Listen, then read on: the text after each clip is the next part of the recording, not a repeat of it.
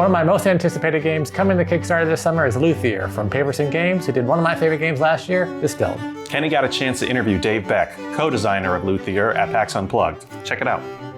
So Luthier is the next follow-up to Distilled. This is all about crafting musical instruments in the golden age of classical music in Europe.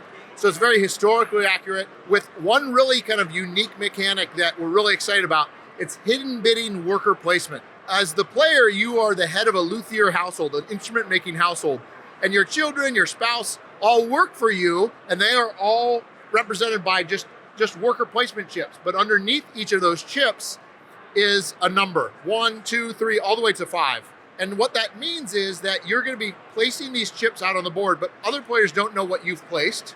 And that skill level, 1 through 5, is going to affect what you can do at those locations and when you can do it. So it's a really neat way to interact with other players on the board while also focusing on your own workshop to craft those musical instruments for patrons.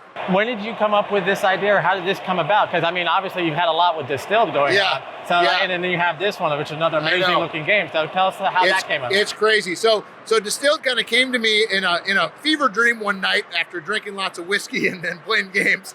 But this one's a little interesting. I was actually playtesting Distilled as a prototype right before the pandemic at a protospiel, and I had a chance to play another game called Luthier by a designer named Dave Beck. He had been working on it for about 10 years. Really interesting mechanic that I just talked about, as well as it was about kind of crafting guitars and repairing guitars in the modern era. It stuck with me. I kept thinking about it, so I decided to reach out to him and said, hey, Abe, what do you think if we publish it, Paverson Games, we co-design it, I'll take what you've done, kind of rip it down to its studs, rebuild it in a new manner, and we can co-design this together. He was all for it, and from there, you know, with the artist and the developers and everything, it's really grown into a pretty neat game. And you were saying how you added more of that historical element to it. What are some of the big historical aspects to this game? Obviously you got Beethoven and then, so what else did you kind of add to this? You start out with, of course, having things like patron cards that are different historically accurate characters, 30 of them.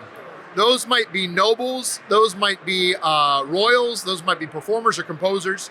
And so that was really neat to be able to do that research. But then you also have different luthiers and instrument makers. Oftentimes people haven't heard of. They might have heard of Stradivari, which is kind of the famous violin maker, but some of the others not so much.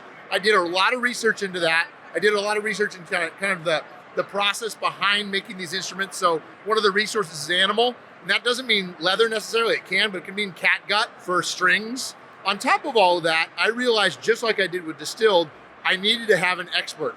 So I decided to hire a consultant, a musicologist, who has a PhD in music history. And Kevin Noy, he's been really helpful with kind of informing and helping to kind of write these biographies for these players as well. I noticed that when you held this up, it has a lot of the flavor text. I'm assuming some of it like Distilled does about the alcohols and the different things. Exactly. So I like that. And that's Lee, who's behind the camera. That's one of the big things he likes about games is when you can get that history lesson without it feeling like a history lesson, you're having fun playing, but you can learn something. And that's one of his big things about games too. That's part of probably my fault as being a professor. I want to be able to educate people when they play, but to your point, I really want to make sure that, and I love that comment about being educated without even realizing you are. That's important, and that's where I think that synergy really works in games, where you can educate people, but also provide a really entertaining experience. Yeah, and this is definitely like one of those, you can see this getting into a classroom in that classroom setting of like helping kids who maybe don't want to sit there and learn it. They can learn play some it. Music history. Once again, thank you to Dave Beck for chatting with us. And if you're as excited for Luthier as we are and you want to back the campaign, go ahead and check out the links in our description below.